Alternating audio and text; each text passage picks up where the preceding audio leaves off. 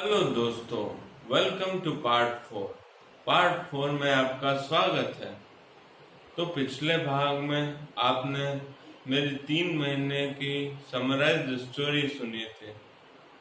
अब मेरे सामने सबसे पहला और सबसे बड़ा चैलेंज था कम्युनिकेट करना, अपनी बात सामने रखना। मुझे लगता था कि मैं बोल सकता हूँ, पर मैं क्या बोलता ये शायद ही कोई समझ पाता था। हजार बातें थी दिल में कहने को, और उससे भी कहीं ज्यादा सवाल थे। मैं कहाँ हूँ, मैं यहाँ कैसे आया, मेरे साथ क्या हुआ था। लेकिन कुछ भी बोल पाने में सक्षम नहीं था, इसलिए टकटकी लगाए कोने में देखा करता था।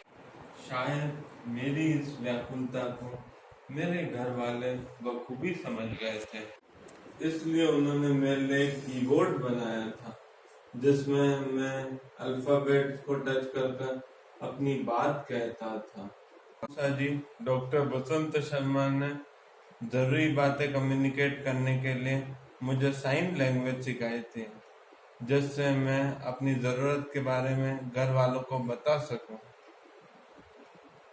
पर मैं ऐसे जीना नहीं चाहता था, किसी पे डिपेंड होके जीना नहीं मुझे पसंद था। मैं तो वापस अपनी नॉर्मल लाइफ चाहता था कि मैं पहले जैसा था वैसा ही हो जाऊं। मेरे मौसा जी ने मुझे मोटिवेट किया और उन्होंने मुझे बताया कि कैसे मैं पावर ऑफ इमेजिनेशन का यूज करके पहले की लाइफ में रिटर्न हो सकता। पावर ऑफ इमेजिनेशन मतलब सोच की शक्ति।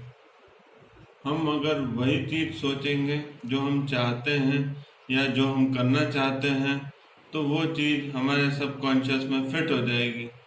मैं भी वैसा ही करता था।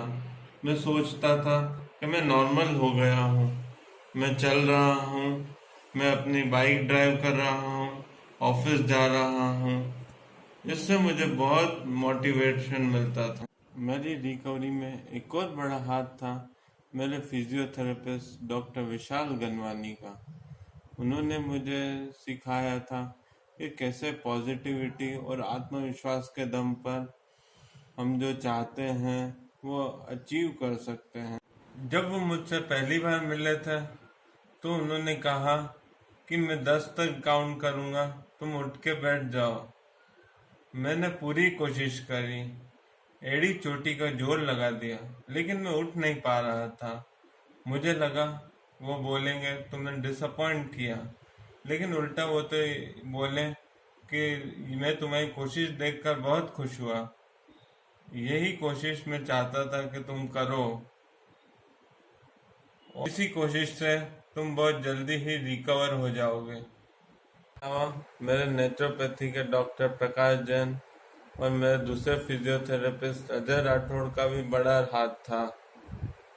अब मुझे आगे क्या क्या चैलेंज आए रिकवरी में और कैसे मैं बेड से गाड़ी पे पहुंचा, ये आखिरी पार्ट में आपको बताऊंगा।